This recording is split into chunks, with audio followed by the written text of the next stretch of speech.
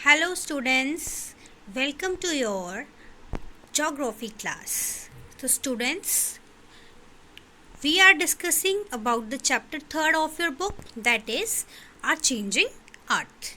So students, in the previous lecture we have discussed about the lithospheric plates, volcano. volcano क्या होता है ये भी डिस्कस किया था हमने, और वो डिस्ट्रक्शन करता है, हमारी मास डिस्ट्रक्शन करता है, ये भी हम पढ़ चुके हैं. Next in this lecture we are going to discuss about the earthquake, that is another endogenic force. So let's get started.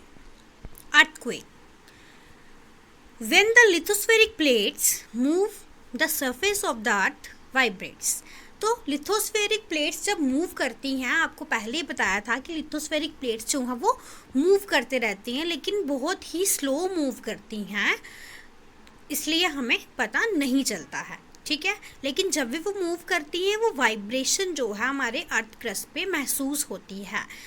कभी कभी तो वो जो है वो सडन मूव करती हैं. जब सडन मूव करती हैं तब जो है हमारे अर्थ में वाइब्रेशंस पैदा हो जाती हैं, मतलब एक झटका सा लग जाता है, तभी हमारी ज़मीन क्या हो जाती है, हिलने लगती है. ऐसे नॉर्मली हमारी लिथोस्फेरिक प्लेट जो हैं वो मूव करती रहती हैं, हमें पता नहीं चलता है. लेकिन जब वो अचानक से बहुत ही ज़्यादा जो है थोड़ी स्पीड में जब वो मूव करने लगती हैं, तब जो है क्या होता है, अर्थ में वाइब्रेशन महसूस होती है.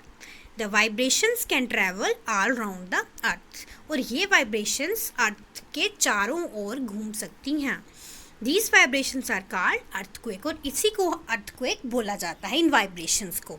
जब लिथोस्फेरिक प्लेट्स के ज़्यादा मूवमेंट करने से वाइब्रेशंस पैदा होती हैं, तो हमारा अर्थ जो है वो क्या करता है, टिल्ट होता है, हिलता है. ठीक है, थोड़ा सा वाइब्रेशन महसूस होती हैं, तो उन्हीं वाइब्रेशंस को हम बोलते हैं earthquake. ठीक है. An earthquake is the result of a sudden release of energy in the earth's crust. ठीक है, earthquake जो है एक sudden release of energy है, मतलब कि हमारे अर्थ से एक sudden जो है वाइब्रेशंस जब पैदा हो जाती है, सडनली लिथोस्फेरिक प्लेट्स जो हैं बहुत तेज़ मूव करती हैं थोड़ी देर के लिए, तब जो है अर्थक्वेक जो है आ जाता है, और उसी को अर्थक्वेक बोला जाता है जब एनर्जी जो है सडन रिलीज हो जाती है हमारे अर्थ से. ठीक है.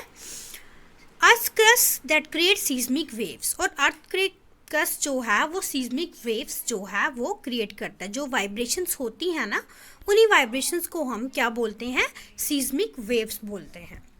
Earthquakes are recorded with a seismometer, also known as a seismograph. तो अर्थक्वेक जो है वो कैसे मॉनिटर किया जाता है, कैसे रिकॉर्ड किया जाता है कि किस हिसाब से आया था, कितना डिस्ट्रक्टिव था या कितना नहीं, ये सब हम किस पे नोटिस करते हैं. एक मशीन है जिसका नाम है seismograph. How the earthquakes are formed. The place in the crust where the movement starts is called the focus. अब क्रस्ट में ऐसी जगह जहाँ पर मूवमेंट सबसे पहले स्टार्ट होती है उसको बोलते हैं फोकस. यहाँ देखिए, यहाँ पर मूवमेंट सबसे पहले स्टार्ट हुई, यहीं से सिस्मिक वेव्स की एनर्जी रिलीज हुई, तो इसी को हम, इस जगह को हम बोलेंगे फोकस. ठीक है. Next, the place on the surface above the focus is called the epicentre, और जो बिल्कुल फोकस के बिल्कुल ऊपर होती है जगह, वहाँ उस जगह को बोलते हैं हम एपिसेंटर. ठीक है. देखिए यहाँ पे फोकस है, फोकस के बिल्कुल सीधे ऊपर जाएंगे तो ये होगा हमारा एपिसेंटर. ठीक है. नेक्स्ट आ जाता है vibrations travel outwards from the epicentre as waves, और वाइब्रेशंस जो हैं वो ट्रैवल करती हैं, एक जगह पे नहीं रहती है ना, अराउंड द अर्थ जो है वो राउंड जो है वो अर्थ के घूमती हैं, तो वो उन्हीं को हम वाइब्रेशंस को जो है जो एपिसेंटर से वाइब्रेट होती हैं, ठीक है, उनको वेव्स बोला जाता है. ठीक है. ये तरंगे जो हैं ये आपको दिख रही हैं, ये सीस्मिक वेव्स हैं. ठीक है. ये सारी डायरेक्शंस में जो हैं वो घूम रही हैं, यह डायग्राम में आप देख सकते हो. ठीक है. Then greatest damage is usually closest to the epicenter and the strength of the earthquake decreases away from the center.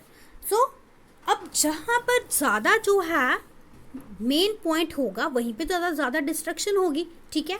तो जहाँ पर एपी सेंटर होता है मतलब फोकस पॉइंट के बिल्कुल ऊपर जो है, जहाँ पर एपी सेंटर रहता है, ठीक है, यहाँ पे देखिए फोकस पॉइंट के बिल्कुल ऊपर एपी सेंटर रहता है।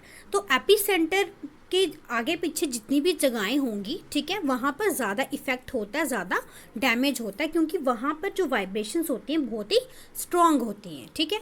तो इसलिए वहाँ पर ज़्यादा डिस्ट्रक्शन होने के चांसेस हैं। और बाकी जहाँ जहाँ वो फैलती हैं वहाँ पे तो डिस्ट्रक्शन हो ही रही है, लेकिन सबसे ज़्यादा डैमेज कहाँ होता है? एपी सेंटर में, जहाँ पे ये जो फोकस के ऊपर एपी सेंटर है, यहाँ पर सबसे ज़्यादा डैमेज होता है, ठीक है। यहाँ पे देखिए आपको यहाँ बताती हूँ एग्जाम्पल में, जहाँ यहाँ देखिए कि यहाँ पे ज़मीन है, ये घर है, ठीक है, यहाँ पेड़ हैं, तो ये वाला पेड़ है, इस तरह की आपको एक सीनरी बता रही हूँ। तो यहाँ पे क्या होता है कि जब ये वाला फोकस पॉइंट है, ठीक है, इसका मतलब इसके सामने बिल्कुल ऊपर क्या होगा?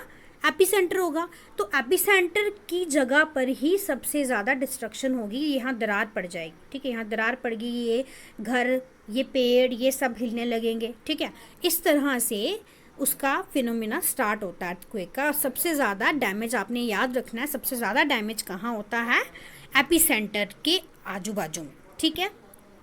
देन अब अर्थक्वेक देखो, अर्थक्वेक को प्रेडिक्ट तो नहीं कर सकते, although earthquake can not be predicted, earthquake को हम प्रेडिक्ट नहीं कर सकते हैं, लेकिन but the impact can certainly be minimise. तो हम जो उसका इफेक्ट है उसको हम थोड़ा कम कर सकते हैं। तो वो कैसे करेंगे हम कम?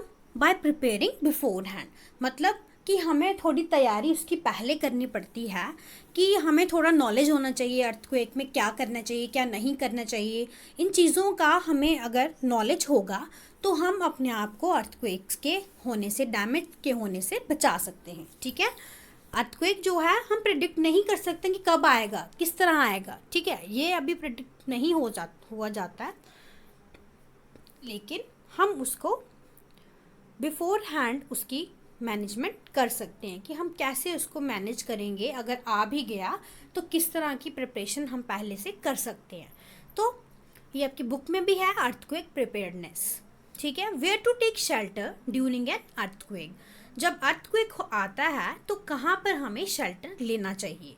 तो सबसे पहले सेफ स्पॉट, सेफ स्पॉट मतलब एक सेफ जगह हमने ढूंढनी है जहाँ पर हम अपने आप को बचा सकते हैं। Under a kitchen counter, table और डेस्क, अगेंस्ट एन इनसाइड और कॉर्नर वॉल। तो यहाँ तो हम जब भी अर्थक्वेक आता है हमें महसूस होता है सबसे पहले, यहाँ फिर आप घर पे हैं तो आप किचन काउंटर या टेबल के नीचे अपने आप को छुपा सकते हैं, ताकि क्या हो, आपका सर जो है वो बच जाए, ठीक है, सर पे कोई ईंट कोई कुछ गिरे ना, जिससे आपको ज़्यादा फर्दर डैमेज हो, ठीक है। यहाँ किसी डेस्क, स्कूल में हो तो डेस्क के नीचे आप छुप सकते हैं, और या फिर अगर ये सब भी अवेलेबल नहीं है तो आप अपनी वॉल, आपके जो कॉर्नर वॉल्स होती हैं वहाँ पे आप खड़े हो जाइए। क्यों? क्योंकि साइड के कॉर्नर्स जो होते हैं वो पिलर रहते हैं वहाँ पर, ठीक है।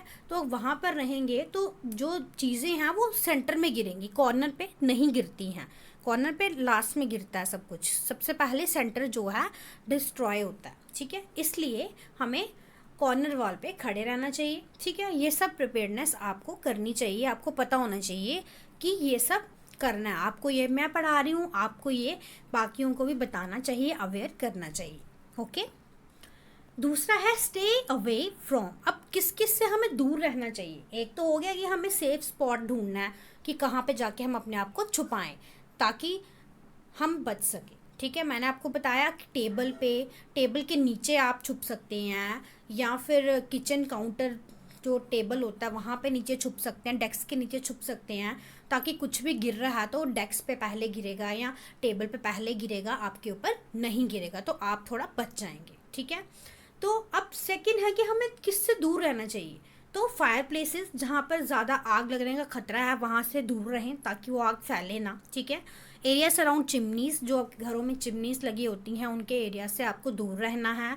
Windows that shattered including mirrors and picture frames, और जहाँ पर विंडो है जो बार बार खिड़कियाँ हिलती रहती हैं वहाँ पे आपको खड़ा नहीं होना चाहिए, ताकि क्या पता कांच का शीशा टूट जाए, आपको लग जाए, ठीक है।